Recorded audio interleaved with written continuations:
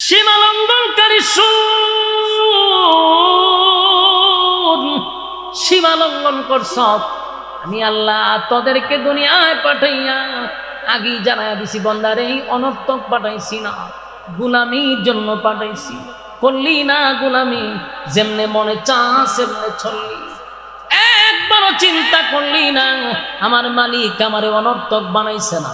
আসমান জমিন, সূর্য চন্দ্র গ্রহ নক্ষত্র পাহাড় পর্বত সাগর নদী ডালা খাল বিল যা দেখি না সব বানাইতে মালিকের লাগছে মাত্র 6 দিন। তোরে আমারে বানাইতে আল্লাহ লাগাইছে 10 মাস 10 দিন। কথা হয় না?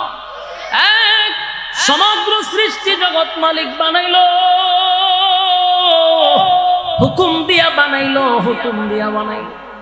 6 দিনে সব কমপ্লিট করলো মানুষ। তোরে কিন্তু আল্লাহ হুকুম দিয়া বানায় নাই। আল্লাহ তোরে 10টা মাস 10 দিন লাগাইয়া বানাইছে, কুদরতি হাত তোর মাথায় লাগাইছে। এত মহব্বত আর এত ভালোবাসা বান্দা তোরে বানাইছি।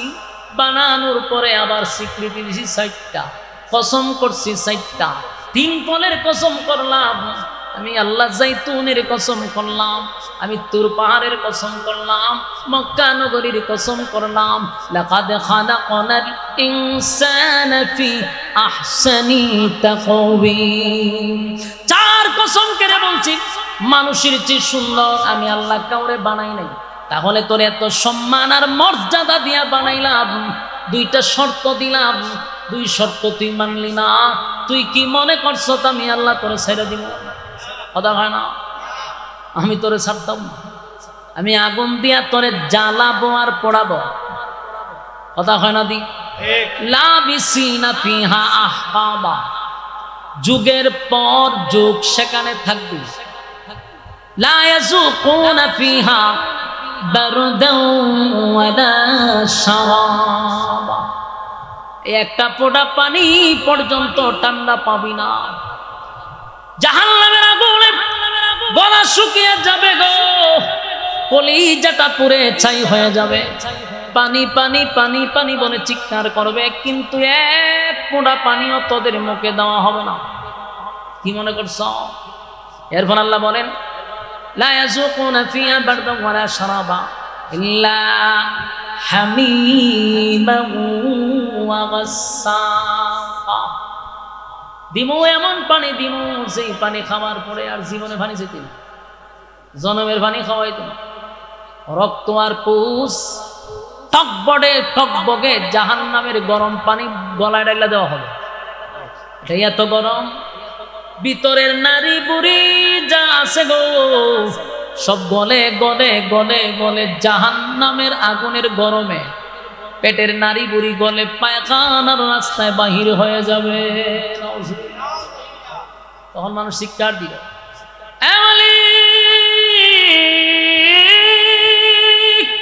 এমন পানি দিলার পানি লাগবো না। আল্লাহ কয় জনমের পানি দুনিয়ায় খাওয়াইছি। টিউবওয়েল পানি চাপ দিলে হয় ঠান্ডা, গরমের সময় পানি হয় ঠান্ডা, শীতের সময় পানি করে দেই গরম। এত নিয়ামত কামার পরে আমি আল্লাহর গোলামি করলি না। বান্দা আজকে বুঝ মজা কেমন লাগে। শর্ত তো মাত্র 2টা দিছিলাম, ইন্নাল্লাযীনা আমানু ওয়া আমিলুস সালিহাত। ঈমান আর নেক আমল 2টা লইয়া আসলে আমি তোরে বানাইতাম মেহমান, আমি আল্লাহ হইতাম মেজবান। আমার কথা রাখস না। এখন মজা বুঝ। এখন আপনার কাছে প্রশ্ন, এই 2টা শর্ত কারা কারা মানবেন? হাত তুলে দেখান। লিল্লাহে তাকবীর, লিল্লাহে তাকবীর। 2 শর্তে রাজি আছি তো ইনশাআল্লাহ? একটা ঈমান আর একটা নেক আমল। ঈমান আর নেক আমল লইয়া যদি কবরে যাই, আল্লাহ জান্নাতুল ফিরদাউসের মেহমান বানাবো। আল্লাহ হবে মেহমান, আমরা হব মেহমান, আল্লাহ হবে মেজবান। সেই মেহমানদারিতে যোগ দিতে রাজি আছেন ইনশাআল্লাহ? আল্লাহ সবাইকে বুঝার মানার আমল করার তৌফিক দান করুক। সকলে বলে আমিন। ফামান কানা ইয়ারজু লিকা রাব্বিহি ফালইআমাল আমালান সালিহা فليعمل عملا صالحا ولا يشرك بعبادة ربه أحدا صدق الله العظيم درود الشريف পড়ি اللهم صل على محمد وعلى كما صليت على إبراهيم وعلى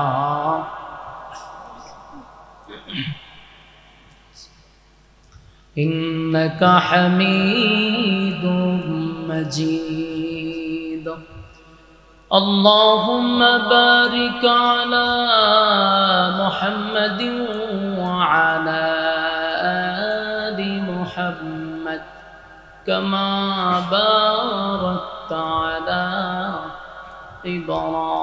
إبراهيم وعلى آل إبراهيم إنك حميد مجيد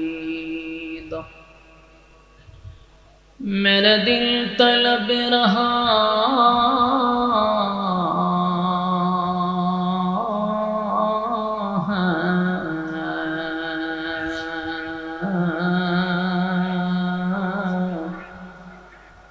मेरे जलने रहा है सीना ये दवा वही मिलेंगी मुझे ले चलो मदीना बलगल औला बिकमालिही कशफत तुजा बिजमाली हसनत जमीअ फिसालिही सल्लल्लाहु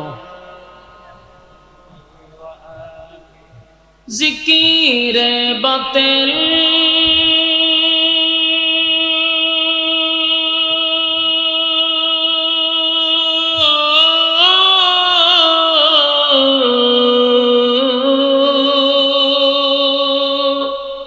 खो हटा दे दिल से रबे जिक्र में तेरे लगा दे रोज शाब ला इलाहा इल्लल्लाह ला इलाहा ला इलाहा ला इलाहा इल्लल्लाह ला इलाहा ला इलाहा इल्लल्लाह ला इलाहा ला इलाहा इल्लल्लाह मुहम्मदुर रसूलुल्लाह सल्लल्लाहु अलैहि वसल्लम। আলহামদুলিল্লাহ, ব্রাহ্মণবাড়িয়া জেলার অন্তর্গত চান্দপুর পূর্বপাড়া বাজার আল বাইতুল আশরাফ জামের মসজিদ কমিটির উদ্যোগে আয়োজিত ও ব্যবসায়িক বৃন্দদের উদ্যোগে ওয়াজুদ ওয়ার মাহফিলের সম্মানিত সভাপতি উস্তাদুল উলামা আলহাজ হজরত মৌলানা আব্দুল মমিন সাহেব দামাত বরকাতুহু, আরও আছেন হজরত মৌলানা মুফতি রহমতুল্লাহ সাহেব, হাজি মোহাম্মদ নাসির উদ্দিন ভুইয়া নাসির মাস্টার সাহেব, ওয়াজ করেছেন হজরত মৌলানা নজির আহমদ ফরিদি সাহেব, হজরত মৌলানা মুফতি মাহফুজুর রহমান সাহেব। সম্মানিত সুদী, আমরা আসতে পেরে বসতে পেরে খুশি না বেজার? মুসলমানের এক ক্লান্তি লগ্নে এরকম একটা দিনই মজলিসে সমস্ত ব্যস্ততাকে পিছনে রেখে মৌমাছির মতো প্রচণ্ড গরমে আপনারা বসে আছেন, দাঁড়িয়ে আছেন, উদ্দেশ্য কিছু দিনই কথা শোনা। আল্লাহ তাআলা আপনাদের এই আশা এবং বসাটাকে দুনু জাহানের জন্য কবুল করুক, আমিন। যতক্ষণ আপনারা এই এরিয়ার ভিতরে থাকবেন নসিহত শোনার উদ্দেশ্যে, নাজালাত আলাইহিমুস সাকিনা, উপর থেকে সাকিনা রহমত নাজিল হবে। খুশি না বেজার আপনারা? গুনাহ হবে না এটাই সম্ভব, কিন্তু প্যান্ডেলের বাহিরে গেলে গুনাহ যে হবে এটাও সম্ভব। তাই গুনাহমুক্ত পরিবেশে আমরা বসছি। আল্লাহর কাছে আমরা সবচেয়ে বড় শুকরিয়া আদায় করি যে আল্লাহ আমরা সুস্থ রাখছে, যেন আমরা শুকরিয়া আদায় করি আলহামদুলিল্লাহ। আলহামদুলিল্লাহ, সুস্থ থাকার কারণে আপনারা এখানে আসছেন। আপনি এবং আমার মতো কত মানুষ অসুস্থ, হসপিটালে, বিভিন্ন মানুষ বিভিন্ন জায়গায় আটকা পড়ে আছে, কিন্তু আপনারা জায়গা হচ্ছে না, দাঁড়িয়ে আছেন, মৌমাছির মতো বসে আছেন প্রচণ্ড গরমের মধ্যে। আল্লাহ তাআলার কুদরতি ক্যামেরায় ভিডিওগুলা করা হচ্ছে। রোজ হাসরের দিনে আমাদের কোনো মুসিবতের সময় উসিলা স্বরূপ এই ভিডিওটা আল্লাহ আমাদেরকে সেদিন দেখাবে, আলহামদুলিল্লাহ। এই জন্য আমরা মোনাজাত পর্যন্ত, মানে মোনাজাত পর্যন্ত থাকবেন, মোনাজাত দিয়ে যাবেন, এরকম নিয়ত আছে কার কার? হাত তুলি। হ্যাঁ, আমি উপরে বসার কারণে সব দেখি। যারা দাঁড়ায় আছেন অনেকে হাত তুলেন না, এর লক্ষণ খারাপ, উদ্দেশ্য খারাপ। হাত তুলেন একেবারে এইভাবে দাঁড়ায় মারায় বলেন ইনশাআল্লাহ। আমরা মোনাজাত পর্যন্ত, এই যে আতলামায়া ইনশাআল্লাহ কয়, আরে উদ্দেশ্য তো খারাপ। কেউ যদি আপনার বাসায় আতলামায় হাত তুলেন না কা, খালি ওয়াদাটা কোনো রকম করাই দেন, বলে ইনশাআল্লাহ। মোনাজাত পর্যন্ত আমরা আসি ইনশাআল্লাহ, জায়গা পর্যন্ত আটকাই দিছে।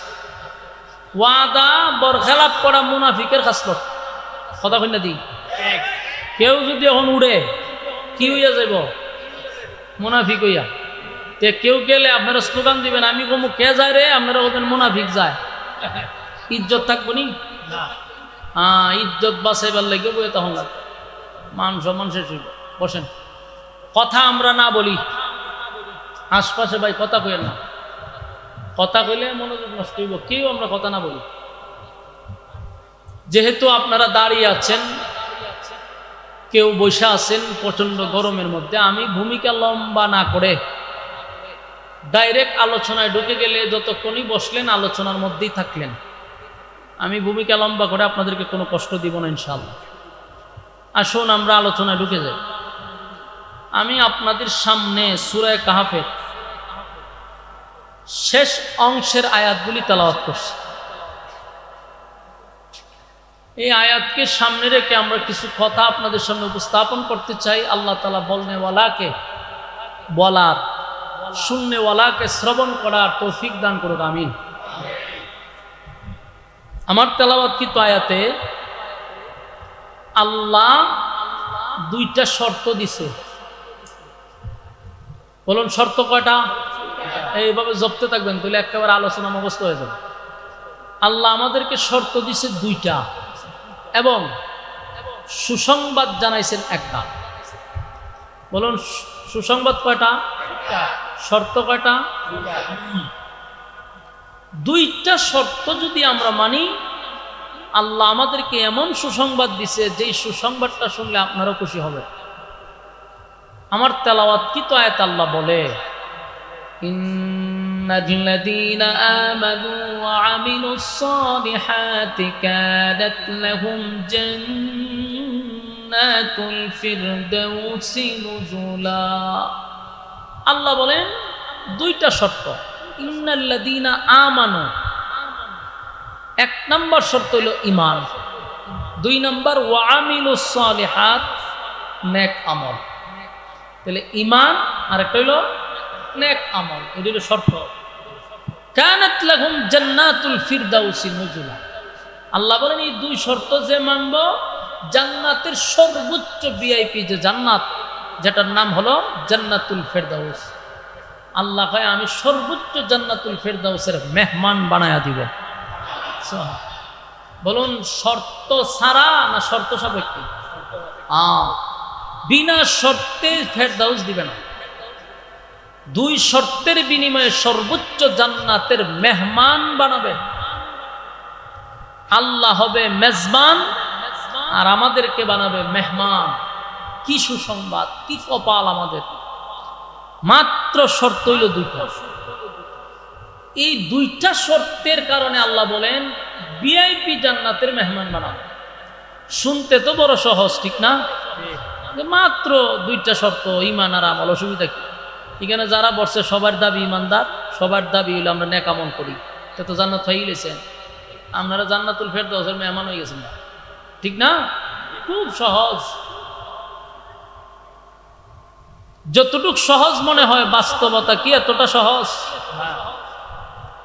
ঈমান এমন এক জিনিস যেটা আমরা সকালে ঈমান লইয়া ঘর থেকে বাহির হই আর ঘুমাইবার সময় বেঈমান হইয়া ঘুমাই।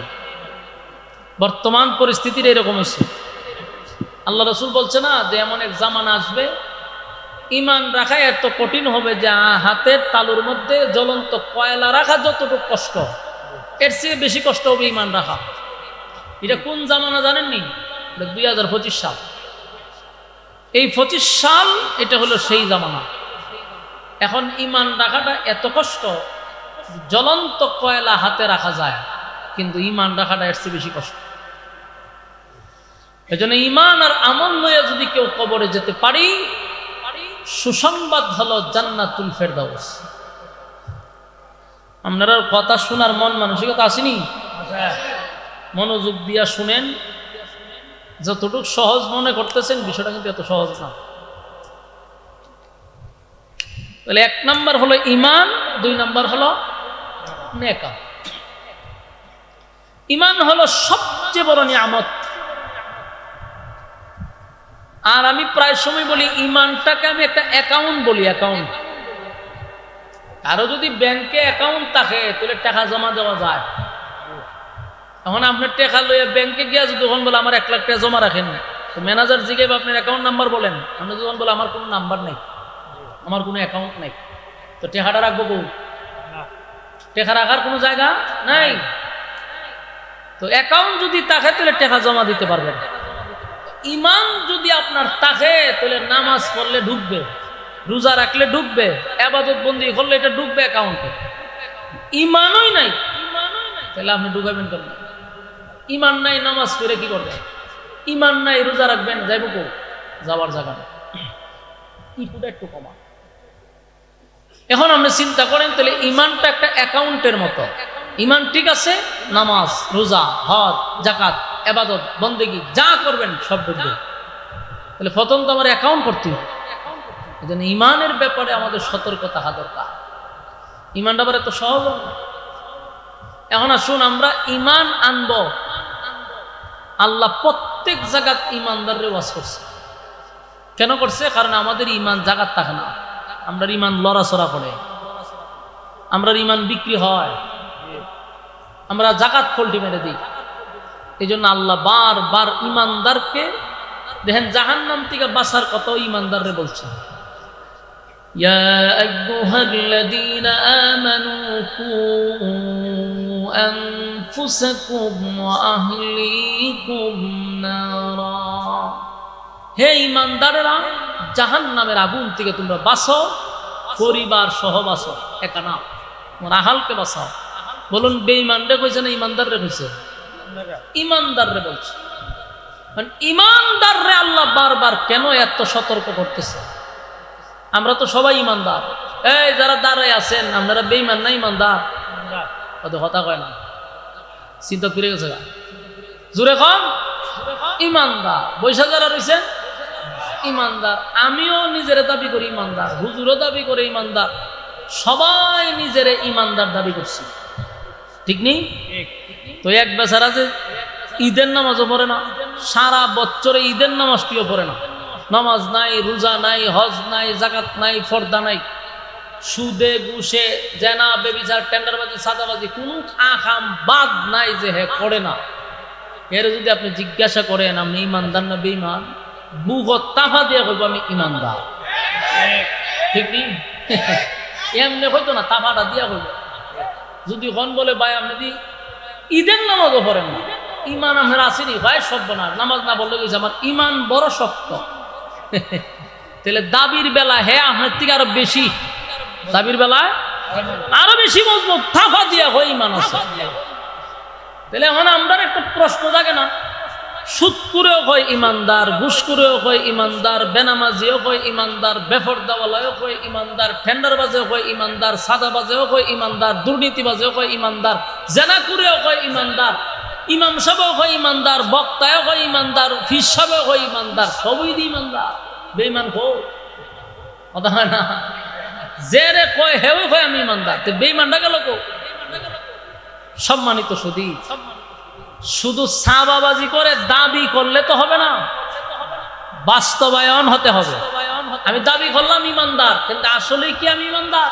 গায়েন জায়গায় 3 ওয়াক্ত হেরে নাম পালাইছে ফুলের মতো পবিত্র, তাহলে এই কথা বলে তো দাবি করা যাবে, কিন্তু অরিজিনালি কি আমরা ইমানদার হইতে পারবো?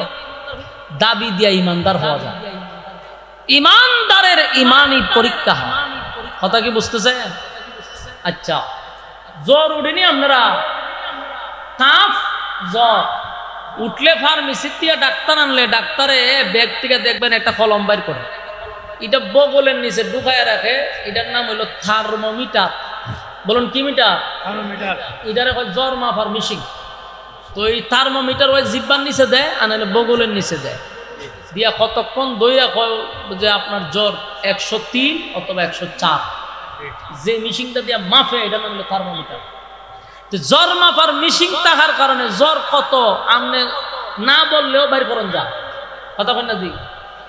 আপনি যদি তখন বলেন না আমার জ্বর বেশি না, কিন্তু মাইপটা দেখা যায় আপনার জ্বর সর্বোচ্চ, এটা মাপার মেশিন আছে, কিন্তু ইমান মাপার মেশিন তো নাই। ইমান মাপার মেশিন না থাকার কারণে সুদকুরেরাও হয় ইমানদার, ঘুষকুরেরাও হয় ইমানদার, বেনামাজিরাও হয় ইমানদার, জেনাকুররাও হয় ইমানদার। কেন হয়? মাফার মেশিন নাই। ওই আমার কথা বুঝুন না আপনারা, একটু হানা কন্যা কা মেশিন না থাকার কারণে দাবিটা করার সুযোগ পাইছে। কথা কয় না তো? যদি মেশিন থাকতো দাবি করতে পারতো। আমি যে বক্তাইছি ওয়াজ করতাম, আমি ইমানদার দাবি করতে পারতাম না যদি মেশিন থাকতো। আমি যখন স্টেজে উঠলাম হইলে তখন বলে হুজুর একটু খারুনছেন, আপনি ওয়াজ করবেন পরে আগে বগলের নিচে একটু আলগি দেন। তো দেখতে না বলে তুললে আমার বগল আলগি মেরে দিছে, আলগি মাইরে মেশিন একটা ঢুকাই দিছে, দিয়া হয় একটু খারে তখন খারো রইলাম, টান্দা বাইর করে হতো জোর আপনার ইমান জিরো। ওয়াজ করানো লাগতো না, বাদ যায় ইজ্জত লইয়া তাড়াতাড়ি বাড়িতে যায়। ধরা খাইলাম বলে নি ইমাম সাহেব নামাজ পড়াই, তো ইমাম সাহেব নামাজ পড়াইবার আগে বগলের নিচে খালি ঢুকাই দিছে। আগে পরীক্ষা করে পরীক্ষা করে দেখতো ইমান জিরো। ইমাম সাহেবের ইমামতি না দিয়া হয়তো মান সম্মান থাকতে বেগলে বাড়ি যায়, ঠিক নেই? নেতা এসে বক্তব্য দিত, হয়তো বক্তব্য দিবি পরে আগে তোরা যে মানুষ ফুলের মতো পবিত্র হয়, আমরা মিঠাটা লাগাই দিই কেন বগলের নিচে আলগি দিয়ে ঢুকাই দেখতেছি ইমান জিরো। হয়তো নেতাগিরি করবে পরে আগে এখান থেকে ভাগ, নাহলে বেজ্জতি হবি, ঠিক নেই? ফিরাইলে মুরিদ কর ভাল লাগে বলে মুরিদ করবি পরে ভাও টিপব তোর পরে, আগে তোর ইমান মাইপা লই। ইমান মাইপা দেখা যায় ইমান জিরো, ফিরে ঘরের ভিতরে অর্ধেক জুতা বাইরে বাইরে বাইরে, ঠিক নেই? তাহলে এই মিশিংটা না থাকার কারণে সর্বমহলের মানুষ নিজের ইমানদার দাবি করে। আওয়াজ দেন কেন? মাফার মিশিং নাই, তাই সাবাবাজি যার মনে আছে সেও করতেছে। 3 বেলা গাঞ্জা খায় মুস লাল হয়ে গেছে, হেও নিজের ইমানদার দাবি করে। কেন দাবি করে? মিশিং নাই, কেউ প্রমাণ করতাম তো না হ্যাঁ গাঞ্জা খাইলে কি হইব, কিন্তু হ্যাঁ নিজের দাবি করে ইমানদার। আল্লাহ কয় মিশিংটা দিছি না কেন?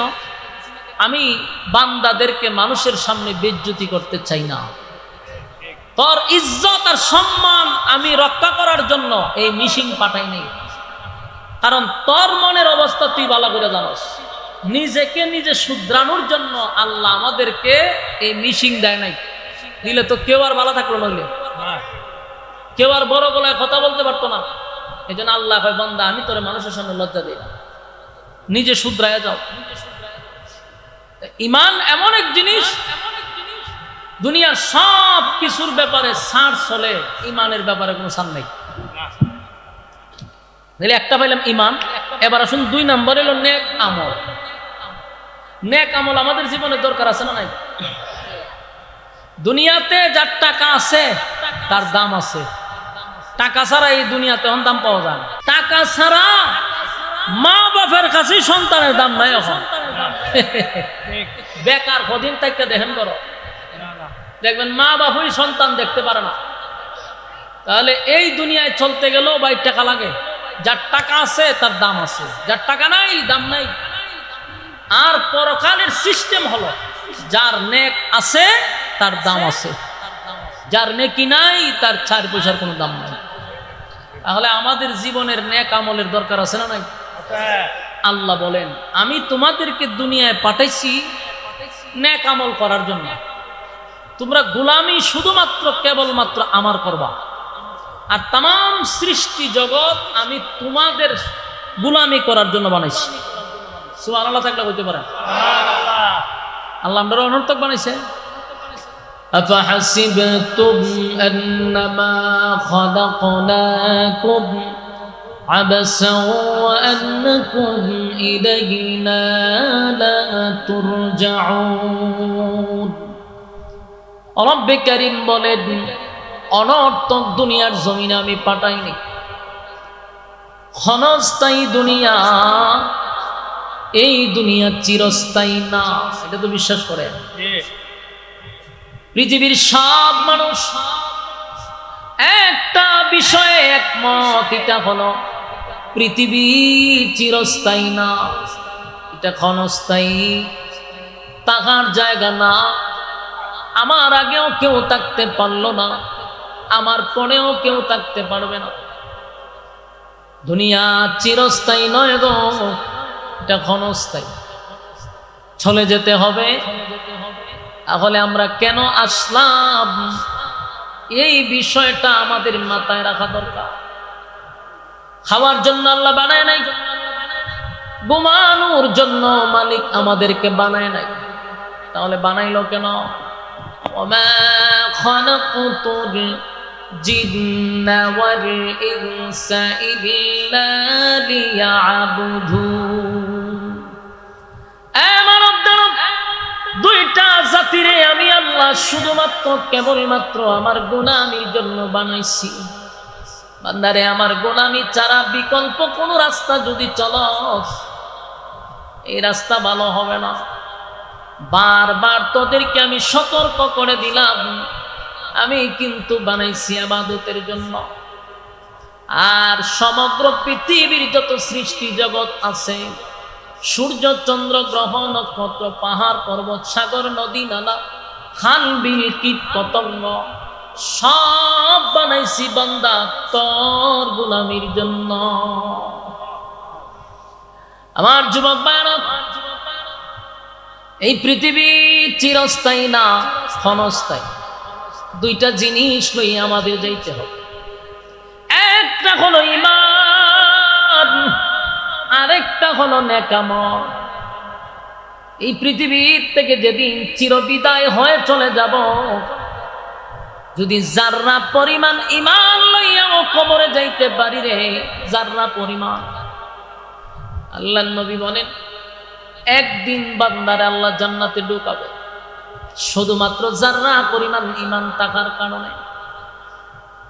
দুইটা জিনিস লইয়া যদি যাইতে পারে, ঈমান আর আমল। গুনার কারণে মানুষ শাস্তি পাবে, কিন্তু জাররা পরিমাণ ঈমান থাকার কারণে মালিক তারে জান্নাত দিবে। ঈমান বড় মারাত্মক। যুবক ভাইরা, হাসরের মাঠে সেদিন আমাদের জন্য কোন পরিচিত লোক দিয়ে আমাদেরকে কেউ বাঁচাইতে পারবে না। যে অমুক পীর সাহেবরা আমি ধরছিলাম, আমার পীর সাহেব কেন এসা বাঁচাইব, এটা কি সম্ভব? আমার যুবক ভাইরা, হাসরের মাঠে কেউ কারো হবে না। ইয়াউমা ইয়াফিরুল মারউ মিন আখিহি ওয়া উম্মিহি ওয়া আবিহি ওয়া সাহিবাতিহি ওয়া বানিহি। হাসরের মাঠে মাই তো তার সন্তানের পরিচয় দিবে না, বাবা তার সন্তানের পরিচয় দিবে না, মার থেকে কি মাসির আদর বেশি? ওহ, কথা কয় না। আপনারা কি আমার ওয়াজ বুঝেন? প্যান্ডেলে কি আওয়াজ যায়? হ্যাঁ, আপনারা না আওয়াজে তো কম খাও, ওয়াজ দিয়ে শুনেন, আমার তো কাউন্টার দিতেই হবে। যা হওয়া বুঝতেছি, বলুন মার থেকে কি মাসির আদর বেশি? যদি মার থেকে মাসির আদরটা বেশি হয়, বলবেন সন্দেহ আছে, ঠিক নেই? মা নিজেই সন্তানের পরিচয় দিবে না, সন্তান মার কাছে গিয়া বলবে, মা গো আমি তোমার সন্তান। কিয়ামতের কঠিন ময়দানে একটা মুসিবতে পড়ছি, মা হইয়া যদি সন্তানের পাশে তুমি দাঁড়াইতা, মা সন্তানকে ভালো করে চিনবে, কিন্তু একটা নেকির ভয়ে সন্তানকে পরিচয় দিবে না। কি বুঝলেন? মা নিজের সন্তানকে একটা নেকির কারণে পরিচয় দেয় না। বাবার কাছে যাবে, বাবাও চিন্তা করবো যদি আমি পরিচয় দিই, বলে হ তুই আমার ছেলে আসিনি, আমার কাছে তো নেকির কি বুঝে, লেখা আমি বিয়েই করছি না, ফুলাইব হইতে। যুবক ভাইরা চিন্তা করেন, আসরের মাঠ এটা কত ভয়ঙ্কর। এই মা তার সন্তানকে পরিচয় দেয় না, বাবা সন্তানের পরিচয় দেয় না, তার মানে কেউ কারো হবে না। মা তার সন্তানের পাশে যদি না দাঁড়ায়, বাবা যদি তার সন্তানের পাশে না দাঁড়ায়, কোনো পীর দাঁড়াবে না। এটা লিখে রাখেন, কোন পীর আপনার পাশে দাঁড়াবে না। আমার আমল লইয়া আমার কবরে যেতে হবে, আমার জবাব আমার দিতে হবে। এটা দুনিয়া না যে বড় ভাই ছোট ভাই অমুক নেতা তমুক নেতা দিয়া আমি এখানে যাবজ্জীবন যা লইছে এবার 5 বছর রেখে বাইর করে লইছে, কারণ বড় ভাই আছে, ছোট ভাই আছে। হাসরের মাঠে কি সম্ভব? এখানে কথা কয় কেনা ভাই? সবচেয়ে বিরক্ত হইলো কথা কয় না। তোমরা বালা নালা বাইকে ঘুমাইবার না, কথা কওয়া শুরু করছে, কারণ বলে দিচ্ছে। কথা বন্ধ করেন, গুরুত্বপূর্ণ কথা মনোযোগ দিয়ে শোনেন, খুব গুরুত্বপূর্ণ কথা। আপনি চিন্তা করেন, যাবজ্জীবন জেল হয়েছে, কিন্তু কদিনের ভিতরে বেরিয়েছে 5 বছরের ভিতরে। কেন বেরিয়েছে? ছোট ভাই আছে, বড় ভাই আছে, ফাতি নেতা আছে, বড় নেতা আছে। হাসরের মাঠে মামলা লড়ার জন্য কেউ দাঁড়াবে না। আপনার আপন ভাই আপন মা বাবাও যাবে না। আপনি নিজেরই প্রশ্ন করেন, যেখানে মা যায় না বাবা যায় না, ফির যাবনি তাহলে ভুয়া। আমার ইবাদত, আমার আখলাক নিয়ে আমার ইবাদত বন্দেগী নিয়ে যখন কবরে যাব, আমার জবাবটা আমি দিব, কেউ আমার পাশে দাঁড়াবে। আল্লাহ রাব্বুল আলামিন বলেন, সেই কঠিন মুসিবতের দিনে যদি ইবাদত থাকে, নেক আমল থাকে, নেক আমলের পাল্লা যদি বাড়ি হয় গো, ওয়াদা দিলাম জান্নাতুল ফিরদাউসের মেহমান বানাবো। এক নাম্বার হলো ঈমান। ইন্নাল্লাযীনা আমানু, বান্দা তোমরা ঈমান আনো। ঈমান আনবো, কার মতো ঈমান আনবো? আল্লাহ বলেন, আমিনু কামা আমানান নাস। ঈমান আনো ওই মানুষের মতো যারা ঈমান আনছে, তাদের মতো ঈমান আনো। তারা কারা রে? সাহাবায়ে কেরাম। সাহাবায়ে কেরামদের মতো তোমরা ঈমান আনো। যারা ঈমান আনছে, ঈমানের বিনিময়ে জীবন দিছে, ঈমান দেয় নাই। ঈমানের জন্য জীবন দিল, ঈমান দেয় নাই।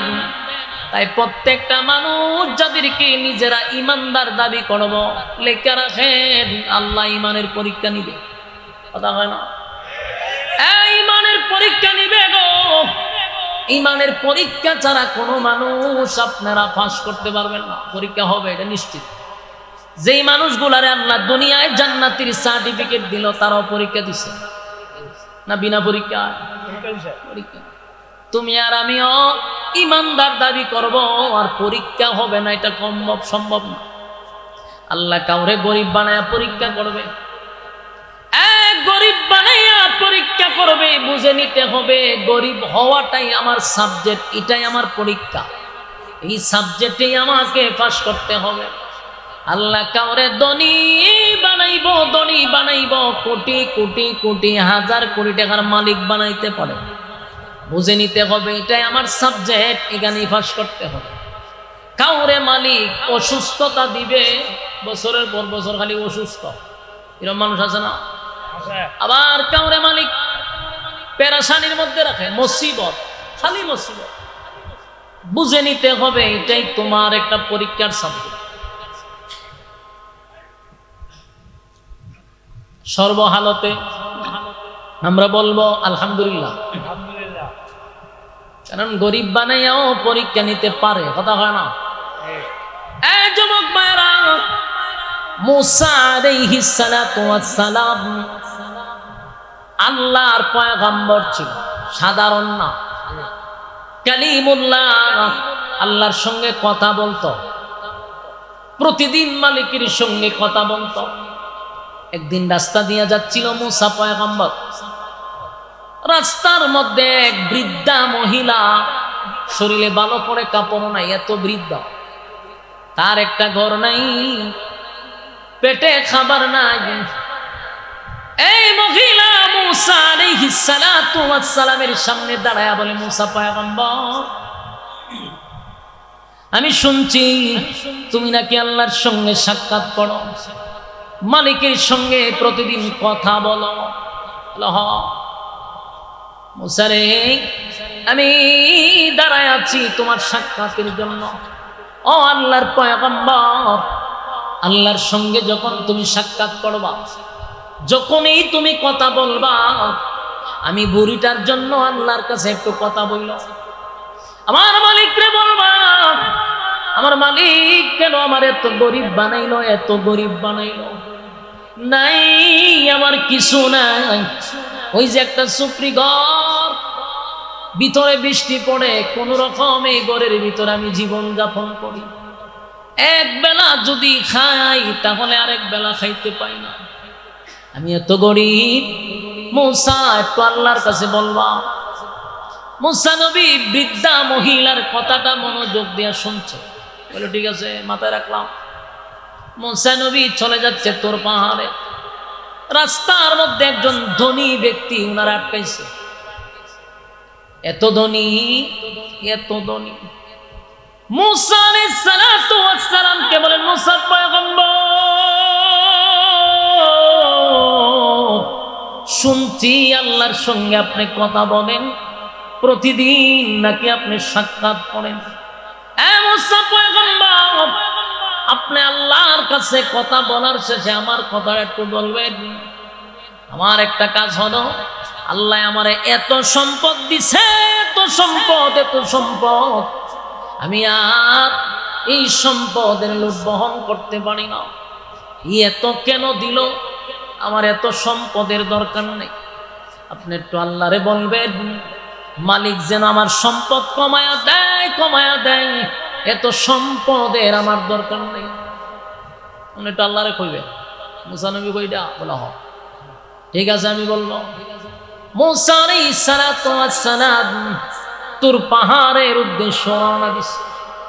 রাস্তার মধ্যে দেখে একজন লোক হাঁটতে পারে না, পা নাই, হাতও নাই, জবান আছে। কি শুরু করছেন ভাই, যেগুলো আমি দেখতে পারি না, বিরক্তিটা। আপনারা ওয়াজের মাঝখানে কিন্তু বামার ডুবাইতেছে, গুড়া গাড়া আসেনি, আরো কুলো লই আন না করে আপনারা, যেটি ওয়াজ শুনবো বাড়ির গিয়ে দেন ঘুমাইতেছে, আর বাচ্চা কাচ্চা দেখো টুপি একটা মাথার দেখো ওয়াজ গিয়া, যে ওয়াজ শুনবে হে বাড়ির ঘুমায়, আর যত গুড়া গাড়া আছে সব পাঠাই দেয়। তখন ঠিক করলে কি হইব, আইনা তো বোয়ান একবার আমার সামনে, যাতে বামাটা ঢুকাইতে পারে। এরা তো শুধু মানুষ, এরা কি আপনি আমার মতো বুঝে? এরা কথা কইব, এটা এরা স্বভাব, শুধু মানুষ। কিন্তু যারা বুঝদার, এরা এখানে বসানে ঠিক হয়েছে। আল্লাহর হস্তে বিরক্ত করেন না ভাই, একটা ধ্যানে ওয়াজ করলাম, মাঝখানটা দেন কথা কয়ে 12টা বাজে, এগুলা তো ঠিক না। কথা কয়েন না, কথা কয়েন না, কথাগুলো একটু মনোযোগ দিয়ে শুনে। প্রথম আটকাইছে কে? গরিব, এরপরে ধনী, এখন প্রতিবন্ধী, পা নাই, হাতও নাই, শুধু কথা বলতে পারে। মুসা আলাইহিস সালাতু ওয়াস সালাম তাকায় দেখে একেবারে নিচে পড়ে রইছে, পাও নাই, হাতও নাই, হারিতে পারে না। নিচ থেকে কয়, মুসা পয়গম্বর, আপনি আল্লাহর পয়গম্বর জানি আপনি নাকি আল্লাহর সঙ্গে কথা বলেন। বড় আশা লইয়া সারাটা দিন আপনার অপেক্ষায় আমি এখানে দাঁড়ায় আছি, শুয়ে আছি।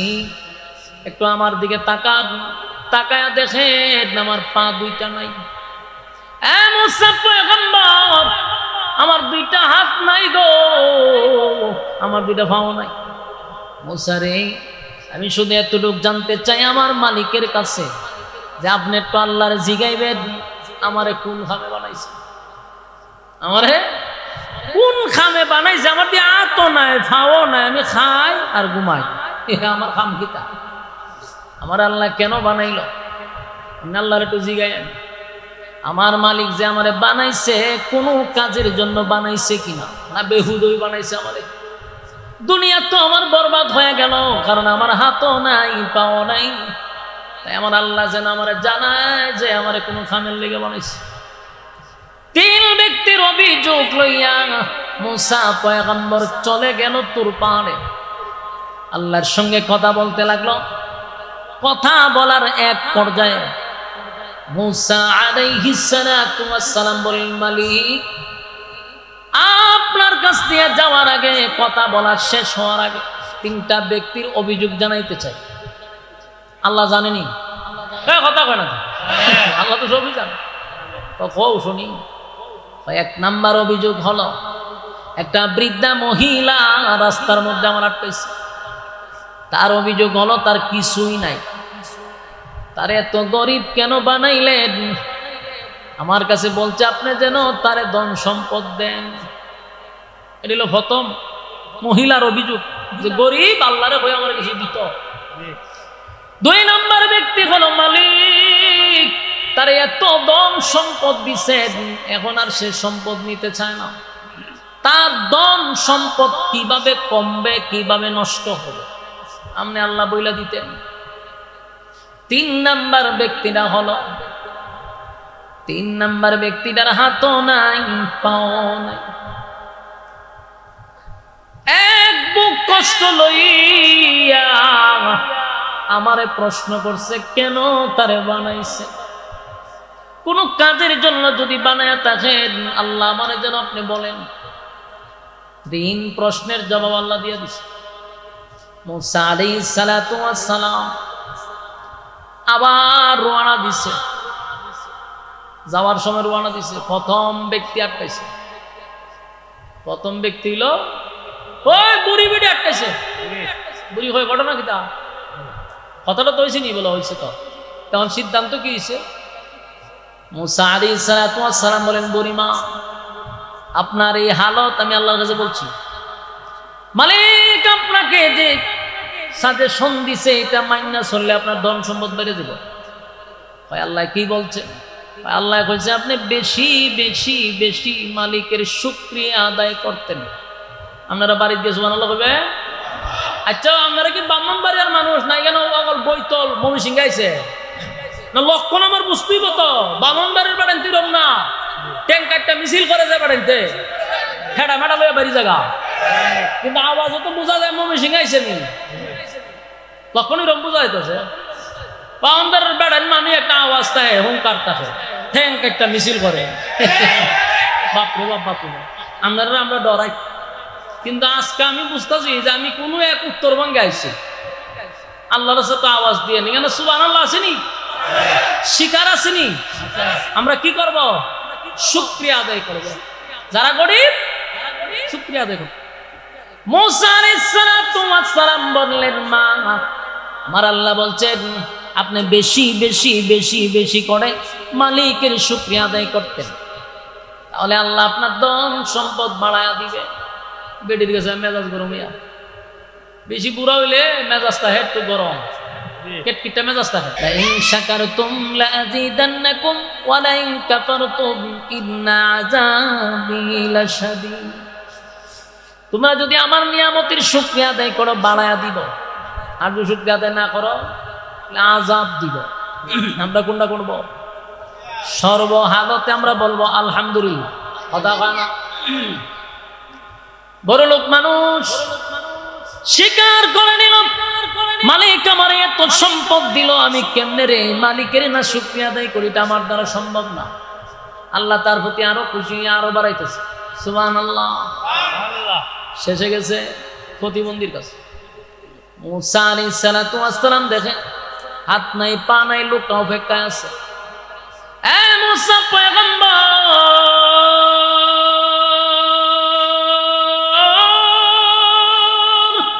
সারাটা দিন আপনার জন্য অপেক্ষায় ছিলাম, আমার পাও নাই, আমার হাতও নাই, আপনার অপেক্ষায় ছিলাম শুধু এতটুক জানার জন্য। আমার একটা আফসোস, আমার মালিক আমারে কেন বানাইলো, কেন বানাইলো, কেন বানাইলো এটা জানার জন্য। আমারে বানাইতে গিয়া মালিক হাত দেয় না, আমার মালিক আমারে পাও দেয়। বলুন মুসা পয়গম্বর, আমার আল্লাহ আপনারে কি বলছে? মুসা পয়গম্বর বলেন, শোনো, আমার আল্লাহরে তোমার ব্যাপারে জিজ্ঞাসা করছিলাম। মালিক বলছে জাহান্নামের ভিতরে একটা ছোট্ট গর্ত আছে, এই গর্তটার তোমার শরীরে সমান, এই গর্ত আর তোমার শরীরটা সমান, ওই জায়গাটা খাটবার লাগে আল্লাহ তোমার বানাইছে। সুবহানাল্লাহ। জাহান্নামের ভিতরে আল্লাহ ডুবাইব, সুবহানাল্লাহ বলে। কোনটা লাগাইতো এটাও জানে না, মিলাই লিল একটা যে হান্দি লাগে, চিন্তা করে দেখছে যে হান্দি লাগে লাগাইলাম। মুসা আলাইহিস সালাতু ওয়াস সালামকে কয়ো, তোমারও তো এমন এক জায়গার লেগে বানাইছে যে জাহান্নামের ভিতরে ছোট্ট একটা গর্ত আছে, এইটার বডিটা তোমার সমান হয়। আল্লাহ চিন্তা করতো যে এইটাতে তোমার ডুবাই দিব। তখন হে কিতা করছে, আমরলি তো হলে বলে দূর দূর দূর দূর মিয়া, এই খবর লাগে নি তোমার দ্বারা ইসলাম, সে তার কথা নেই। চিত্তা মিথ্যা আমরা ভাইয়া রয়ে গেলাম বলে। কিন্তু এই লোক কি কইছে জানে, এই লোক ওই নিচে ভরি লাফাইতেছে, এমন খুশি হয়েছে, চিৎকার দেয়া কয় আলহামদুলিল্লাহ, এতদিনে আমি বুঝতে পারলাম আমার মালিক আমারে বেহুদা বানাইছে না, আমারে কোনো একটা কাজের লাগে আমারে বানাইছে। আমি আমার মালিকের সিদ্ধান্তের উপরে আলহামদুলিল্লাহ। হ্যাঁ মুসা পয়গম্বর, যদি আমার মালিক আমার জাহান্নামের গর্ত বরট করার লেগা বানায়া থাকে, মালিকের এই সিদ্ধান্তের উপরে আমিও আলহামদুলিল্লাহ এতদিন পরে বুঝতে পারলাম মালিক আমারে কোনো কাজের লেগে বানাইছে, বেহুদা বানাইছে। এই মালিকের প্রশংসা শুরু করলো। আল্লাহ তার এই প্রশংসা শুইনা সাথে সাথে মালিক খুশি হয়ে গেছে। আল্লাহ তারে পূর্ণ সুস্থতা দান করছে। জোরে জোরে কোন সুবহানাল্লাহ। আমার যুবক ভাইরা, এখান থেকে আমার আপনার শিকার দরকার আছে।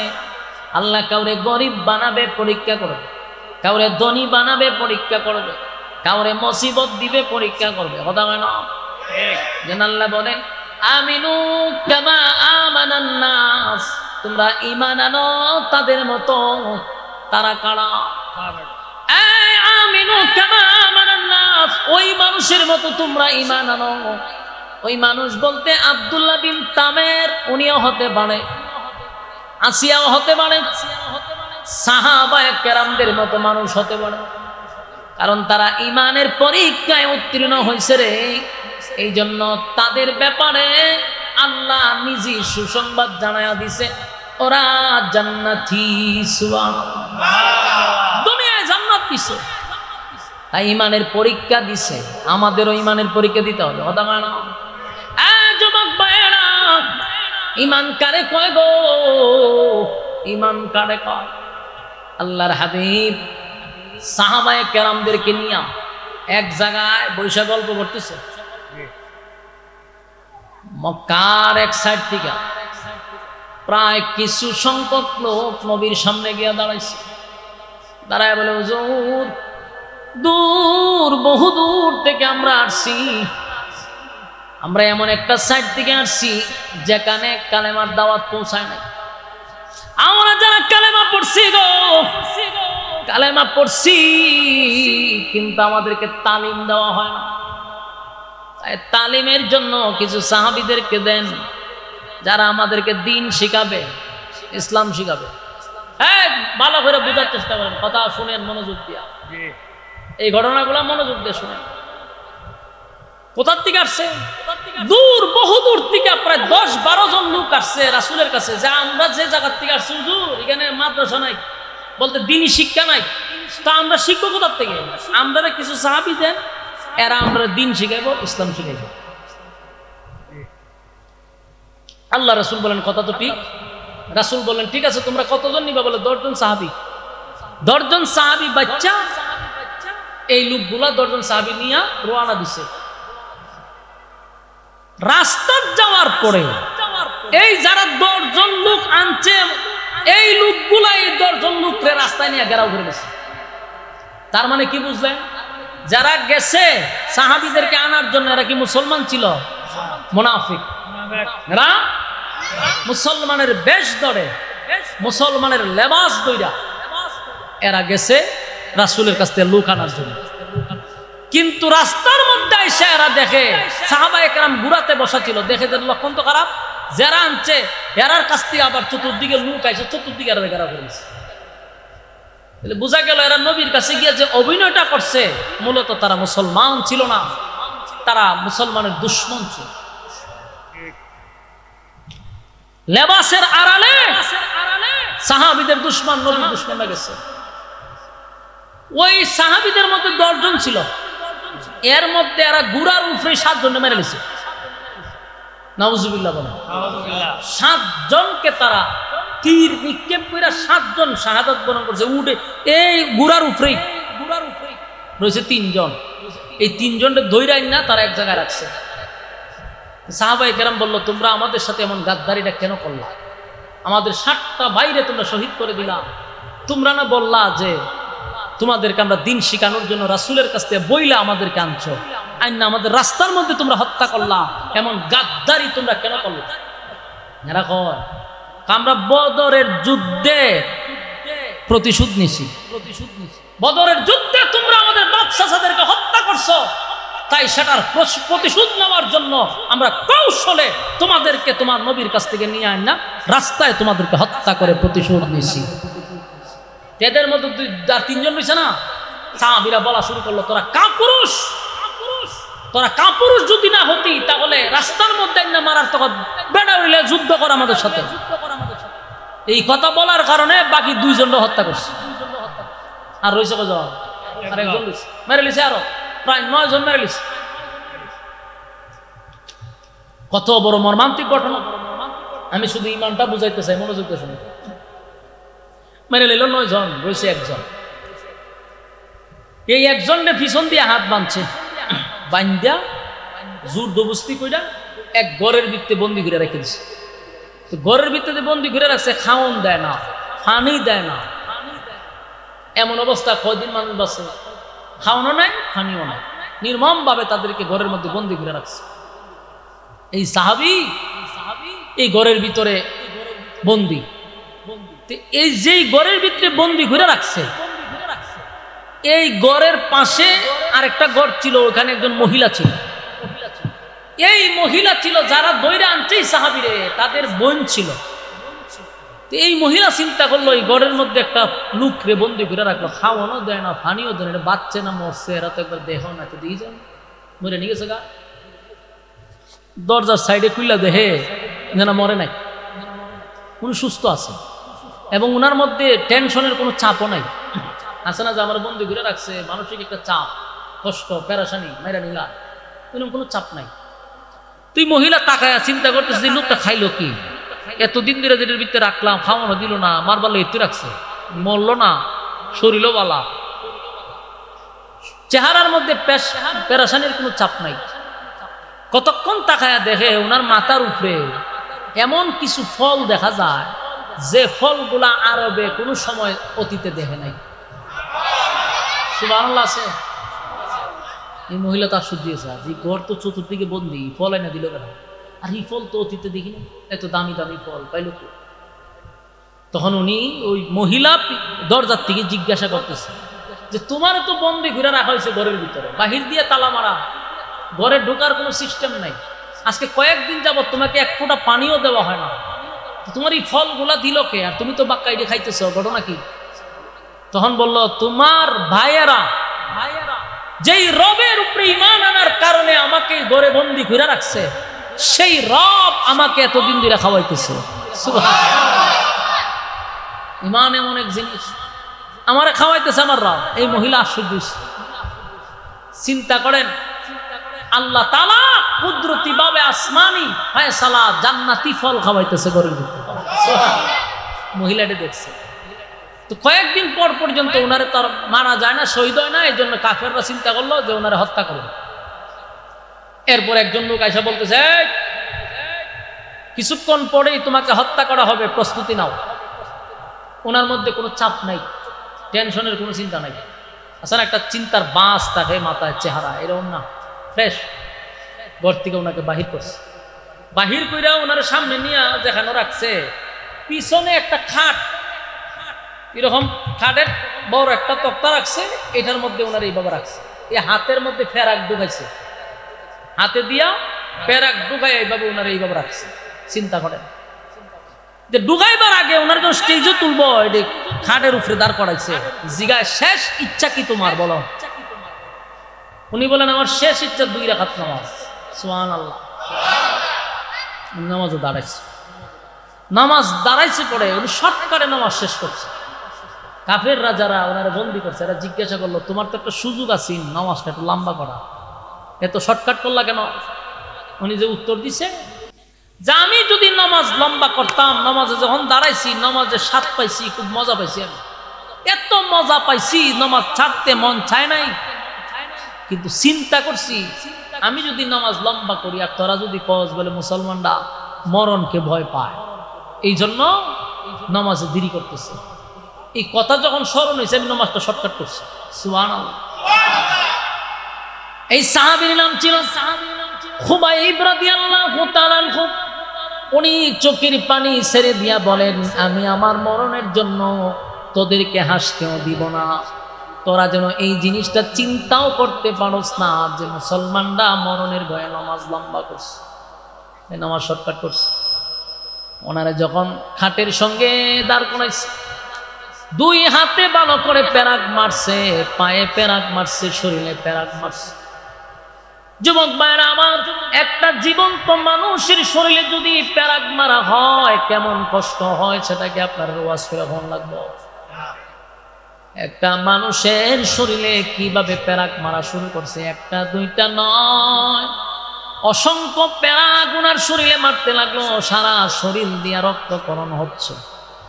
এক পর্যায়ে একজন বেঈমান এসে বলেন, খুবাইব, এই পর্যন্তই তোমাকে শাস্তি দিব, মৃত্যুদণ্ড দিব না, একটা শর্তে। বলে, কি শর্ত?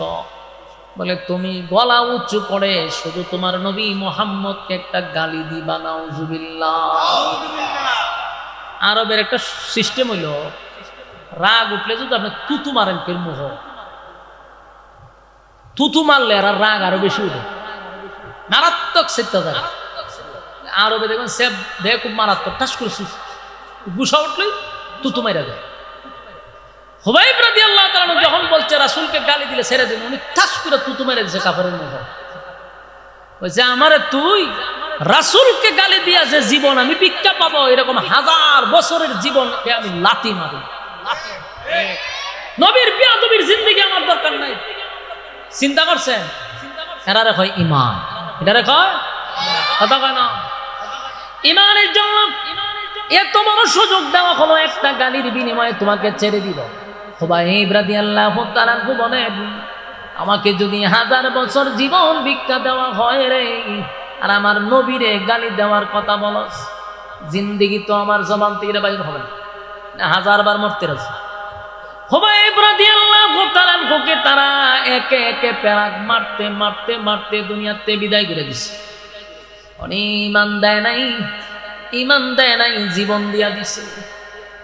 যুবক ভাইরা, ওনার শহীদ হওয়ার পরে কিছুদিন পরে ওই যে মহিলা যে দেখছিল দৃশ্যটা, কাফেরের বোন, এই মহিলা গেছে রাসূলের দরবারে, গিয়া সেখানে গিয়া কালেমা পড়ে ঈমান আনছে। সাহাবায়ে কেরাম জিজ্ঞাসা করলো, তুমি কেন কালেমা পড়লা? বলে, আমি আমার ভাই খুবাইবরে যখন আমার ভাইয়েরা বন্দি করে রাখলো, আমি গোপনে যা দেখছি সেদিনই আমি বুঝতে পারছি যে উনি সাধারণ কোন রবের উপর ঈমান আনে না, যে রব মানে ঘরের ভিতরে ফল খাওয়ায়। এই মহিলা কালেমা পড়ে ঈমান আনছে। এই যুবক ভাইরা, আমিনু কামা আমানান নাস, আল্লাহ বলেন তোমরা ঈমান আনো ওই সাহাবীদের মতো, ওই মানুষদের মতো যারা ঈমান আনছে, কারণ তাদের ঈমানের পরীক্ষায় তারা উত্তীর্ণ হয়েছে। আর আমরা 5 টাকার কাছে ঈমান বিক্রি করি। বাস্তব কইছি না? বাস্তব। বেশি দিন না তো, আর কিছুদিন পরে একেবারে খুব কাছাকাছি আইছে। ইলেকশন আইছে না? এই ইলেকশন আইছে, এখন দেখবেন শ্বাসকল গুলা জমজমাট। আরে শ্বাসকল যে এখন শ্বাসকল চা খাওয়ার অভাব নাই, পুরা শ্বাসকল ভরপুর থাকে। বোঝা যায় একটা সংসদ বানাইছে, এখানে বয়ে বয়ে সংসদের মতো। আর মাননীয় স্পিকার হলেন খেজবাস করতে বয়ে থাকে, বয়ে হাওলারা। ব্যবসা বালা তো প্রচুর কাস্টমার, একবার বইলে আর 10টা বন্ধু উঠে না। আর কতক্ষণ পরে পরে এক নেতা ঢুকতেছে, চা খাওয়াইতেছে, অসুবিধা কি তা? গুরু মার্কা যাইতেছে গিয়া রং চা খাওয়ায়, ছাগল মার্কা যায় হেও খাওয়ায়, বৈশ মার্কা যায় হেও খাওয়ায়। আর এক ব্যক্তি বুট দিছে গুরু রে, ছাগল রে, বৈশ রে। বুট দেওয়ার কথা একজন রে দিছে, কয়জন রে? 3 জন রে। হের ইমান আছে না গেছে? তুই বহুত ইমান বিক্রি করতিস। যেন আল্লাহ বলেন ইমান আনো ওই মানুষদের মতো যারা ইমানের জন্য জীবন দিছে। ইমানের জন্য কথা হয় না, ইমানের জন্য জীবন দিছে গো। ইমান দেয় নাই, ইমান দেয় নাই, ইমান দেয় নাই, ইমান দেয় নাই। কত সাহাবী জীবন দিয়া দিল, ইমান দেয় নাই। আমরা শুধু বেলালের ঘটনা শুনছি, খাব্বাবের ঘটনা শুনছি, অন্যান্য সাহাবীদের জীবনী শুনছি। তারা বুঝি ইমান দিছে, তারা বুঝি ইমান দেয় নাই। এরাই বুঝি শুধু কষ্ট করছে। না, শুধু তারা নয় রে, অসংখ্য অগণিত সাহাবীরা ইমানের পরীক্ষা দিছে, ইমানের পরীক্ষা দিছে। 13টা বছর মাক্কি জিন্দেগির, 13টা বছর একসাটিয়া একতরফা শুধু মার খাইছে। একসাটিয়া একতরফা খালি মার খাইছে। আল্লাহর পক্ষ থেকে বলা হইল, হাবিব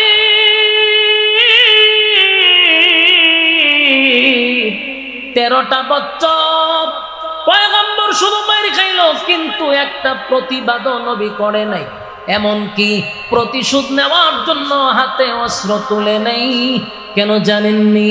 আল্লাহ বলছেন আপনাকে ধৈর্য ধারণ করতে হবে। আপনি ধৈর্য ধরেন। নবীজি 13টা বছর শুধু নবী নয়, সাহাবায়ে কেরাম মার খাইছে। সাহাবায়ে কেরাম শুধু নয়, আমার নবীরে তারা মারছে। কথা হয় না? আমার নবীরেও মারছে গো। এত নির্যাতন করছে, এত নির্যাতন। কোন সাহাবীদের গলার মধ্যে রশি লাগাইছে, মরুভূমি দিয়া হাঁটায় নিয়ে গেছে। কোন সাহাবীদের বুকের উপর পাথর রাখছে, তৈলের মধ্যে ছেড়ে দিছে, বিনিময়ে জীবন দিছে, ঈমান দেয় নাই। হাবিবে কিবরিয়া খানা কাবার সামনে যখন সেজদা দিচ্ছিল, নবীজির পিঠের উপরে উটের নারী বুড়ি পর্যন্ত রেখে দিছে।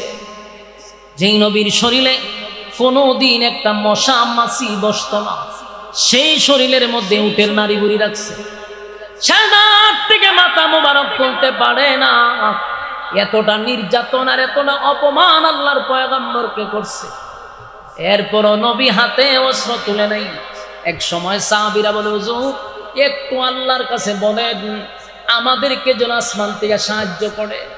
নবীজি বরদাস্ত করতে পারি না গো, এত নির্যাতন, এত নির্যাতন। একটু আল্লাহর কাছে বলেন না মালিক যেন আসমান থেকে আমাদেরকে সাহায্য করে। নবীজি একেবারে নির্যাতনের স্টিম রুলারটা আমাদের উপরে চাপায়া দিছে। আল্লাহর নবী বলেন, সাহাবীরা রে, এই হালতে যদি, এই অবস্থায় যদি দুনিয়ার থেকে তোমরা বিদায় হয়ে যাও, আমি নবী ওয়াদা দিলাম আল্লাহর তরি জান্নাত তোমাদের জন্য ওয়াজিব হয়ে যাবে। ঈমান নেক আমল লইয়া যদি তোমরা কবরে যাও, আল্লাহ জান্নাতের মেহমান তোমাদেরকে বানায়া দিবে। এরকম বহু সাহাবীদেরকে নবী সান্ত্বনা দেয়, কিন্তু নির্যাতন বন্ধ হয় না। আম্মার রাদিয়াল্লাহু তাআলা নবীর একজন সাহাবী, আম্মার এই আম্মারকে আবু জাহিল্লা বাইদা রাখছে। আম্মারের মা হলো সুমাইয়া রাদিয়াল্লাহু তাআলা আনহা। মা ছেলেকে এমন নির্যাতন করছে, ছেলের সামনে মারে উলঙ্গ করছে শুধুমাত্র ঈমানের জন্য। জান্নাতে যাওয়ার আগে, শাহাদাতের পেয়ালা নসিব হওয়ার আগে মা তার সন্তানকে নসিহত করে গেছে, আম্মার রে, আমি যদি এখন শাহাদাত বরণ করি বাবা দুঃখ নাই, কিন্তু সব হালতে সাবধান, বেঈমানের কাছে মাথা নত করবি না, বেঈমানের কাছে মাথা নত করবি না। মা শাহাদাতের আগে সন্তানকে এই কথা বলেন। আমার ব্রাহ্মণবাড়িয়ার যুবক ভাইয়েরা, আমাদের উপরে ঈমানের পরীক্ষা আসবে, আমাদের উপরও পরীক্ষা আসবে। আমরা দুনিয়ার সব কিছুর কাছে মাথা নত করতে পারি, ঈমানের ক্ষেত্রে কোনো বেঈমানের কাছে মাথা নত করব না। কথা হয় না? পরীক্ষা আসবে, বিপদ আসবে, মুসিবত আসবে, কিন্তু আমরা বেঈমানদের কাছে মাথা নত করব না। ঈমানের জন্য জীবন যদি দিতে হয় আমরা জীবন দিব। রাজি আছেন? আর যুবক ভাইরা, আমিনু কামা আমানান নাস, ঈমান আনো ওই মানুষদের মতো যারা ঈমান আনছে। আমরাও সিদ্ধান্ত নিব, ঈমান যেহেতু আনছি রে, নিজের ঈমানদার দাবি করছি, ঈমানের পরীক্ষা কিন্তু আমাদের উপর আসবে। কথা হয় না? ঈমানদের দুর্বল করলে চলে। এখন আপনার ঈমান তো জাগাত নাই, একবার আল্লাহর কাছে যান, একবার বাবার কাছে যান, তো দুনো ভ্যারাইটি জুলে আপনি কেমন কথা কয় না, বাবার কাছেও চায়, আল্লাহর কাছেও চায়, তাহলে ঈমান থাকবো নি জায়গা। আমার সবকিছু কার জন্য? ইন্না সলাতি ওয়া নুসুকি ওয়া মাহইয়ায়া ওয়া মামাতি লিল্লাহি রাব্বিল আলামিন, লিল্লাহি রাব্বিল আলামিন। আমার নামাজ, আমার রোজা, আমার হজ, আমার যাকাত, আমার জীবন, আমার মরণ কার জন্য? সবকিছু আমার সবকিছু আল্লাহর জন্য। আমার যদি কোনো কিছু চাইতে হয় কার কাছে চাইব? আরো জুড়ে, আমার সন্তান নাই, চাইব কার কাছে? আমার মালিকের কাছে। গভীর রজনীতে আপনি যায় নামাজে বসা মালিকের কাছে দোয়া করবেন, আল্লাহ রব্বি হাবিলি মিনাস সালিহিন, আল্লাহ আপনি আমাকে একটা নেককার সন্তান দান করেন। মালিকের কাছে সন্তানের জন্য দোয়া চাইবেন। কসম খোদার, কোনো বাবার কাছে যাবেন না, কোনো মাজারে চাইবেন না, কোনো বাজারে চাইবেন না। চাইতে যদি হয় কার কাছে? আর এই কপালটা, এই মাথাটা, এটা কার জন্য? আল্লাহ ছাড়া এই মাথা আমরা কারো কাছে নত করব না। কথা হয় না? শিরিকের কয়েকটা ধরন আছে। ঈমান রক্ষা করার জন্য প্রথম শর্ত হলো আল্লাহ ছাড়া কারো কাছে মাথা নত করব না। এ কথা হয় না? আমরা দেশের মানুষ জায়গায় বে জায়গায় মাথা টেকায়। কথা হয় না?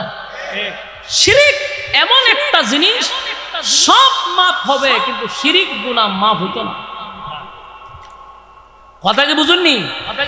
গুনাহ করছেন, তওবা করলে তো আল্লাহ মাফ করবে, কিন্তু শিরিক যদি করেন শিরিক শেষ। এজন্য শিরিক করা যাবে না। কথা বুঝতেছেন? কারো কাছে চাওয়া শিরিক, মাথা জায়গায় বে জায়গায় টেকানো শিরিক। আল্লাহ ছাড়া কারো কাছে মাথা নত করবো না। কথা কয় না? শিরিক করবেন, শিরিক করলেন তো শেষ, জিন্দগি সব বরবাদ। আমার যুবক ভাইরা, আল্লাহ ছাড়া কারো কাছে মাথা নত করবো না। এই মাথাটা কার জন্য? সেজদা দিব কোথায়? আল্লাহর কুদরতি বাই সেজদা দিব। তাই মাথা কারো কাছে নত করবো না। রাজি আছি? শিরিক করো না, বেদাত করো না, আল্লাহ ছাড়া কারো কাছে মাথা নত করো না। শিরিক করো না, বেদাত করো না, আল্লাহ ছাড়া কারো কাছে মাথা নত করো না। আল্লাহ ছাড়া কারো কাছে মাথা নত করো না। মাথা নত করুন যাইবনি? কথা দিব না, প্রতিটা কথায় আওয়াজ দিতে তো মাথা নত করতেছে নি আরে বাইঙ্গা ঘর লাগবে আপনারা রে কত জায়গায় বেজাগায় সেজদা দিয়ে ঘুরে থাকে বাস্তব না বাস্তব শিরিক করো না বেদাত করো না আল্লাহ ছাড়া কারো কাছে মাথা নত করো না শিরিক করো না বেদাত করো না আল্লাহ ছাড়া কারো কাছে মাথা নত করো না পীরের পায়ে ঘরের পীরের পূজা ঘরের পূজা ইসলামেতে নাই আল্লাহ ছাড়া কারো কাছে মাথা যে নোয়ায় পীরের পূজা ঘরের পূজা ইসলামেতে নাই আল্লাহ ছাড়া কারো কাছে মাথা যে নোয়ায় কোরআন পড়ো হাদিস শিখো তার ওদিকে যেও না কোরআন পড়ো হাদিস শিখো তার ওদিকে যেও না শিরিক করো না বেদাত করো না আল্লাহ ছাড়া কারো কাছে মাথা নত করো না শিরিক করো না বেদাত করো না আল্লাহ ছাড়া কারো কাছে মাথা নত করো না এই তরিকা সেই তরিকা অভাবে কিছু নাই রাসূল ছাড়া আর তরিকা মুক্তির উপায় নাই এই তরিকা সেই তরিকা অভাবে কিছু নাই রাসূল ছাড়া আর তরিকা মুক্তির উপায় নাই কোরআন শিখো হাদিস পড়ো তার ওদিকে যেও না শিরিক করো না বেদাত করো না আল্লাহ ছাড়া কারো কাছে মাথা নত করো না শিরিক করো না বেদাত করো না আল্লাহ ছাড়া কারো কাছে মাথা নত করো না রাজি আছি আমার যুবক ভাইরা সব গুনাহ মাফ করে রে কিন্তু শিরিক গুনাহটা আল্লাহ মাফ করতে পারে না এটা মাফ হয় না আল্লাহ সব বরদাস্ত করি কিন্তু শিরিক বরদাস্ত করতে পারি না আমার যুবক ভাইরা শেষ কথা কোন আল্লাহ বলেন ইন্নাল্লাযীনা আমানু ওয়া আমিলুস সালিহাতি কানাত লাহুম জান্নাতুল ফিরদাউসি নুজুলা দুইটা শর্তের বিনিময়ে আমি আল্লাহ তোমাদেরকে জান্নাত দিব একটা শর্ত হলো ঈমান দুই নাম্বার হলো আমিলুস সালিহাত দুই নাম্বার হলো নেক আমল দুইটা শর্তের বিনিময়ে কানাত লাহুম জান্নাতুল ফিরদাউসি নুজুলা আমি আল্লাহ ওয়াদা দিলাম জান্নাতের মেহমান বান্দাদেরকে বানাবো আমি আল্লাহ স্বয়ং মেজবান হব চিৎকার দিয়া কোন সুবহান যুবক ভাইরা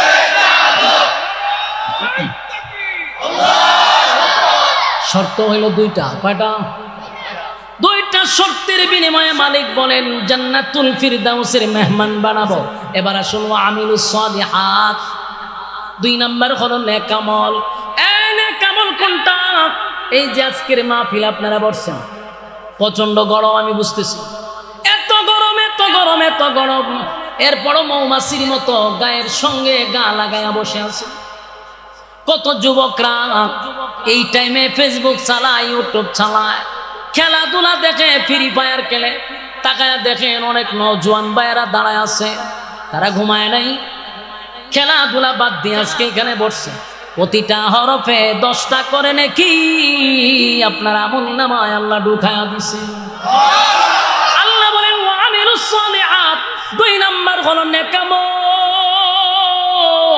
নেক আমল নেক আমল নেক আমল যেখানে একটা নেকি মা দিবে না যেই জায়গায় একটা নেকি বাবা দিবে না সেই জায়গায় কত নেকির দরকার কথা হয় না আল্লাহ বলে ঈমান আর নেক আমল লইয়া যদি আসো জান্নাতের ভিতরে মেহমান বানাবো এরপরে আয়াতে বলেন খালিদিনা ফিহা লা ইয়াবগুনা আনহা হিওয়ালা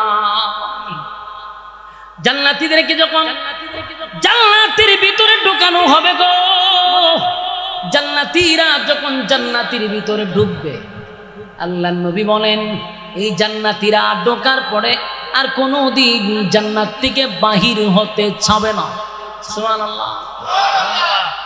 জান্নাতীরা জান্নাতের ভিতরে ঢোকার পরে তাদের সমস্ত যত আশা আকাঙ্ক্ষা ছিল, আফসোস ছিল, নিমিষেই শেষ হয়ে যাবে। আর মানে জান্নাতে কোনো আফসোস থাকবে না। জান্নাতে কোনো আফসোস, দুনিয়ার জমিনে মানুষের আফসোস শেষ হয় না রে। দুনিয়াটাই হলো একটা আফসোসের জায়গা, ঠিক নেই? আফসোস আফসোস আফসোস আফসোস। কেউ যদি চেয়ারম্যান হয়, উপজেলার চেয়ারম্যান হইতে চায়, আসেনি? উপজেলার চেয়ারম্যানও যদি মালিক বানায়া দেয়, এখন দেখা যায় তার নিয়ত হইল এমপি। এবার এমপি ইলেকশন আল্লাহ ফাঁস করে দিচ্ছে। এমপি হওয়ার পরও তার স্বপ্ন শেষ হয় না, এবার মন্ত্রী হবে। আল্লাহ মন্ত্রীও বানায় দিল। এখন চিন্তা করে প্রধানমন্ত্রী কেন মরে না? ঠিক নেই? না মরলে তো বলতো না। তার মানে মানুষের আফসোস কোনোদিন শেষ হবে না। দুনিয়া এটা আফসোসের জায়গা, কথা হয় না? দুনিয়া আফসোসের জায়গা, কোনোদিন শেষ হবে না।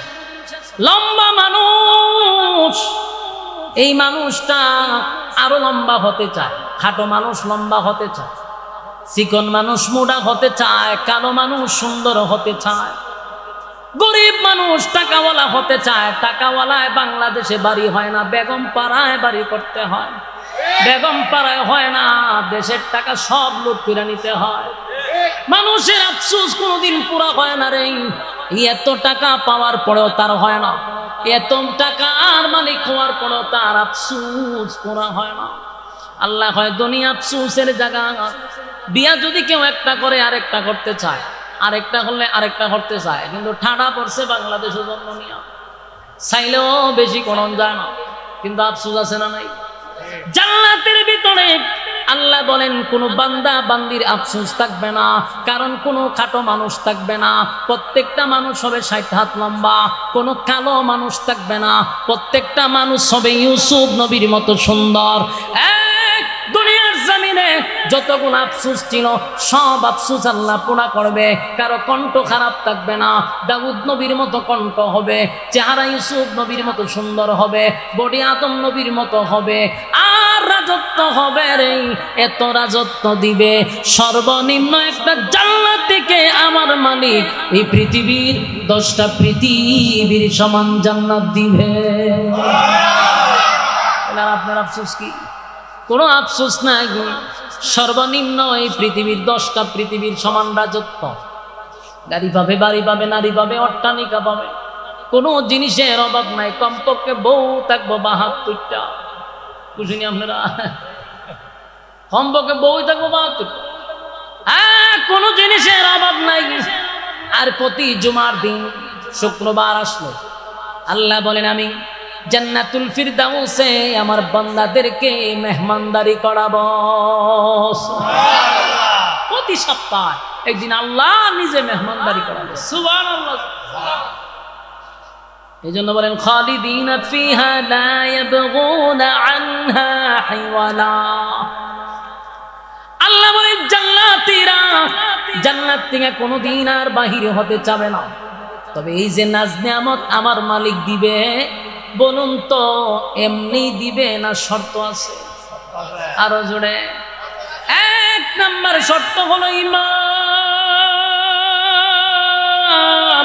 2 নাম্বার হলো নেকামল। নেকামল নেকামল ঈমান আর নেকামল লইয়া তুমি কবরে যাও, মালিক বলেন ওয়াদা দিলাম জান্নাত দান করব।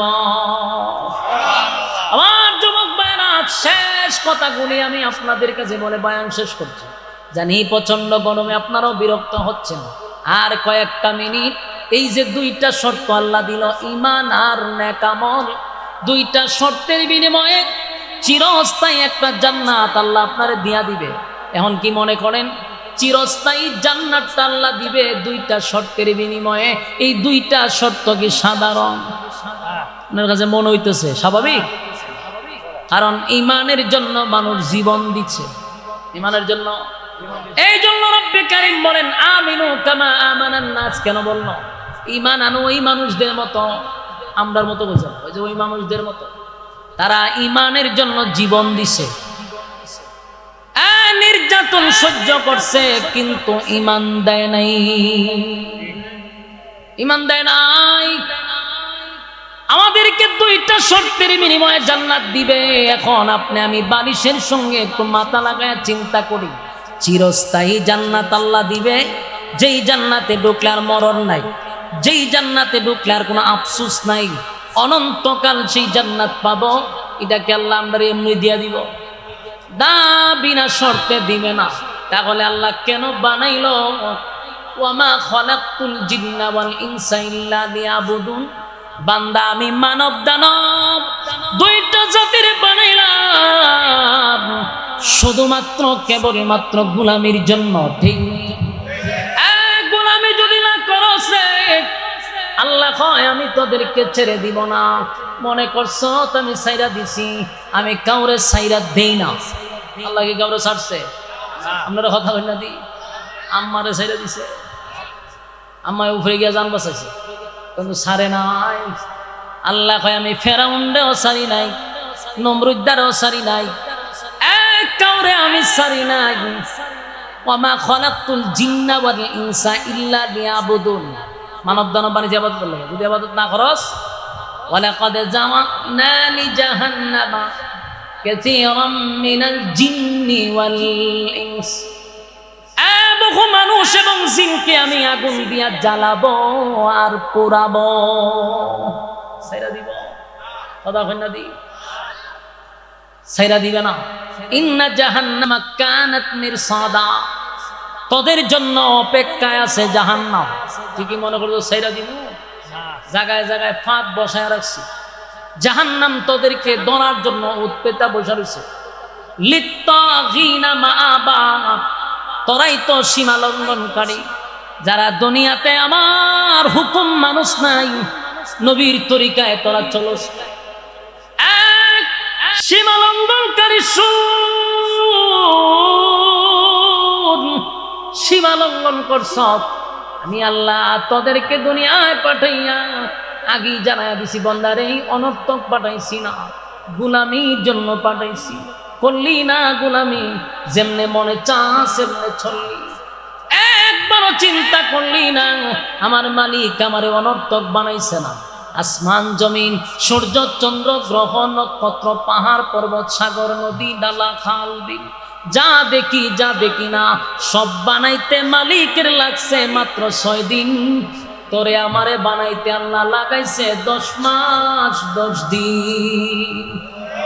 কথা হয় না? এক সমগ্র সৃষ্টি জগৎ মালিক বানাইলো, হুকুম দিয়া বানাইলো, হুকুম দিয়া বানাইলো। 6 দিনে সব কমপ্লিট করলো মানুষ। তোরে কিন্তু আল্লাহ হুকুম দিয়া বানায় নাই।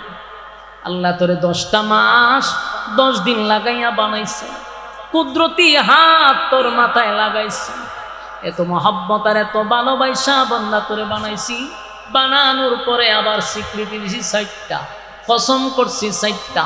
3 ফলের কসম করলাম, আমি আল্লাহ জাইতুনের কসম করলাম, আমি তুর পাহাড়ের কসম করলাম, মক্কা নগরীর কসম করলাম। লাকাদ খালাকনাল ইনসানা ফি আহসানি তাকওয়িম। 4 কসম করে বলছি, মানুষের চেয়ে সুন্দর আমি আল্লাহ কাউরে বানাই নাই। তাহলে তোর এত সম্মান আর মর্যাদা দিয়া বানাইলাম, 2টা শর্ত দিলাম, 2 শর্ত তুই মানলি না। তুই কি মনে করছ আমি আল্লাহ তোরে ছেড়ে দিব? কথা হয় না? আমি তোরে ছাড়তাম? আমি আগুন দিয়া তোরে জ্বালাবো আর পোড়াবো। কথা হয় না দি? লাবিসিনা ফিহা আহকাবা। যুগের পর যুগ সেখানে থাকবি। লা ইয়াযুকুনা ফিহা বারদাও ওয়ালা শারাবা। একটা ফোঁটা পানি পর্যন্ত ঠান্ডা পাবি না। জাহান্নামের আগুনে গলা শুকিয়ে যাবে গো, কলিজাটা পুড়ে ছাই হয়ে যাবে। পানি পানি পানি পানি বলে চিৎকার করবে, কিন্তু 1 ফোঁটা পানিও তোদের মুখে দেওয়া হবে না। কি মনে করছ? এরপর আল্লাহ বলেন লা ইয়াযুকুনা ফিহা বারদান ওয়ালা শারাবা ইল্লা হামীমান ওয়া গাসসাকা। দিমু এমন পানি দিমু যেই পানি খাওয়ার পরে আর জীবনে পানি যেত না, জনমের পানি খাওয়াইত না। রক্ত আর পুষ টকবগে জাহান্নামের গরম পানি গলায় ডাইলা দেওয়া হবে। এটা এত গরম, ভিতরের নারী বুড়ি যা আছে গো সব গলে গলে গলে গলে জাহান্নামের আগুনের গরমে পেটের নারী বুড়ি গলে পায়খানার রাস্তায় বাহির হয়ে যাবে। তখন মানুষ শিক্ষার দিল,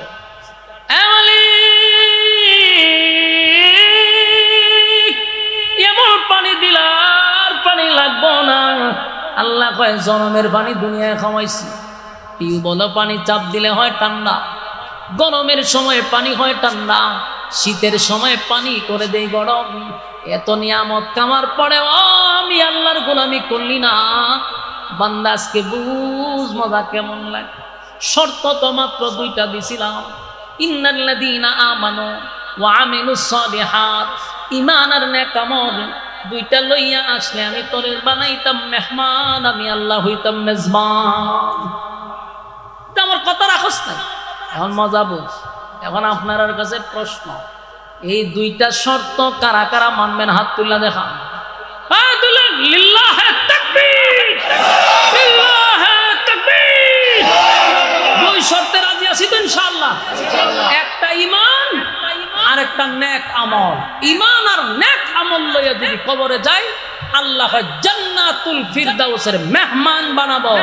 আল্লাহ হবে মেহমান, আমরা হব মেহমান, আল্লাহ হবে মেজবান। সেই মেহমানদারিতে যোগ দিতে রাজি আছেন ইনশাআল্লাহ? আল্লাহ সবাইকে বুঝার মানার আমল করার তৌফিক দান করুক। সকলেই বলি আমিন।